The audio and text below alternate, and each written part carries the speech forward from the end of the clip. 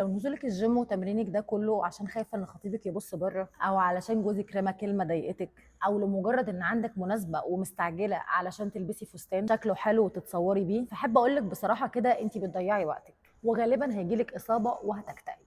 انا بشوف بنات في الجيم بتتمرن بغل وعنف، موت نفسها من الجوع عشان تخس 5 كيلو قبل الفرح او قبل المناسبه اللي عندها. الدافع هنا مش حب الرياضه، الدافع هو الخوف وعقده الارضاء. البنت بتبقى مرعوبه بمقارنتها بغيرها، او خايفه ان الطرف التاني يسيبها. وعارفه ايه اللي بيحصل اول ما المناسبه دي تعدي والفستان خلاص بيتقلع، او لا قدر الله اي علاقه بتتهز؟ البنت بتنهار، بتسيب الجيم تماما وبترجع تاكل بنهم شديد جدا وتدخل في سمنه مفرطه وارقام ووزن اضعاف اللي بدات بيه. اسمعيها مني كاخت كبيره، الدافع الخارجي عمره ما كان بيعمل استمراريه. الفورمه اللي بتتعمل عشان ترضي عيون حد تاني بتنهار من اول مشكله. الرياضه مش عقاب لجسمك عشان اكلتي، ولا هي وسيله شحاته للحب والقبول. اتمرني عشان صحتك انت، عشان قوتك ونفسيتك، وعشان لما تكبري في السن تلاقي ركبتك شايلاكي وتكوني مش محتاجه مساعده من حد. اتمرني عشان تحبي شكلك في المرايه لنفسك، مش عشان فستان ليله واحده. لو عايزه تبداي صح وتعملي دايت وتمرين مرن يمشي معاكي العمر كله كاسلوب حياه، ابعتي لي رساله بكلمه اونلاين وهتابع معاكي خطوه بخطوه علشان تبني النسخه الاقوى من نفسك وعشان نفسك انت وبس. وقولي لي في الكومنتات تفتكري كام بنت وقعت في فخ تمرين الفستان والمناسبات ده قبل كده.